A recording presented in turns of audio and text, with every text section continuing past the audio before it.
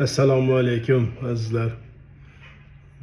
Yana bir kitobni o'qib turib, mana shu Yetuk insonlikka yo'l degan kitobni muallif Bahromov Saidjalol Mahmudovich yozgan ekanlar. Bular tibbiyot fanlari doktori, professor, Rossiya Fanlar akademiyasi akademigi, Toshkent vrachlar malakasini oshirish institutida faoliyat yuritganlar. Buni ko'pchilik eslab nima qilsa bo'ladi, mustaqilligimiz boshlangan paytlarida O'zbekiston sog'liqni saqlash vaziri bo'lib ham faoliyat yuritganlar, ishlaganlar. Men hozir shuni eslab aytayapman. Shu kitobda bir qiziq narsa yozgan ekanlar. Qiziq emas, bilasizmi? Bir xil narsalarni ma'nosini o'ylab yuramiz. Qayerdan kelib chiqqan ekan, nima ekan buni ma'nosi degan. Masalan, akademiya. Akademiya so'zini ma'nosini ko'pchilik bilishga harakat qiladi va ko'pchilik biladi. Balkim bilmaydiganlar ham bo'lsa, mana shu kitobdan o'qib bermoqchiman, shuni bilib olasizlar. Masalan, akademiya degan so'zni ma'nosi va qayerdan kelib chiqqanligi. Kitobdan o'qib beraman.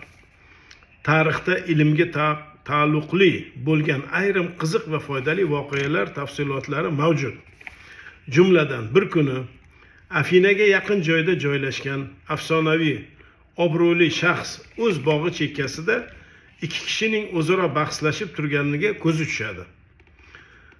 Biror kundan so'ng ushbu xilvat joyda suhbatdoshlar soni ko'proq bo'lganiga e'tibor beradi va o'z xizmatkori yordamida bu mehmonlarning mashhur faylasuflar Aflotun, Arastu hamda ularning do'stlari ekanligini biladi. Ushbu olimlarning maqsadi ilmning ravnaqiga xizmat qilish ekanini payqagach, qarorgoh egasi, bog' egasi Platon rahbarligidagi faylasuflar maktabiga o'z bog'idan joy ajratib beradi. Qarang, biz bog'idan demak joy ajratib beradi shuni qurish uchun.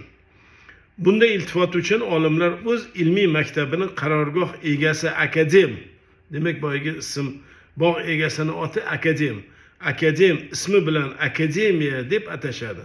Bu voqea eramizdan oldingi 4-asrda bo'lib o'tgan edi. Ana shu vaqtdan keyin akademiya atamasi ilmiy uyushma ma'nosida dunyoda keng qo'llanila boshlandi. Dunyoning ilg'or yurtlarida taniqli akademiyalar tashkil etilib, ular insoniyatning umumiy rivojiga yo'l ochdilar. Ularning ayrimlari to'g'risida ikki og'iz so'z deb yozilgan ekan kitobda. Harun ar-Rashid 763-yil Abbosiylar sulolasiga taalluqli xalifa, Bag'dod, Iroq. Uning davrida xalifatda qishloq xo'jaligi, hunarmandchilik va savdo rivojlangan. O'zi tarixda 1001 kecha asari bosh qahramoni prototipi sifatida tanilgan. Harun ar-Rashid ilm, san'at shaydosi bo'lgan. U Bag'dodda Bayt al-Hikma nomli akademiyani yaratish orzusida bo'lgan, biroq bu uning o'g'li Ma'munga nasib etgan. Bag'dodda Iroq xalifa Ma'mun tomonidan tashkil etilgan akademiya Bayt al-Hikmaning dunyo tarixida alohida o'rni bor.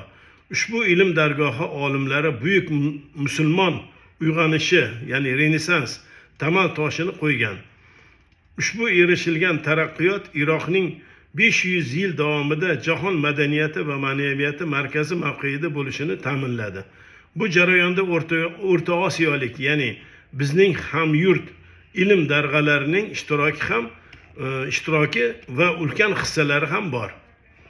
Masalan, Xorazmda shohlar bo'lgan Ma'mun avlodi uning nomidagi 2-akademiya Urganchda ochishadi.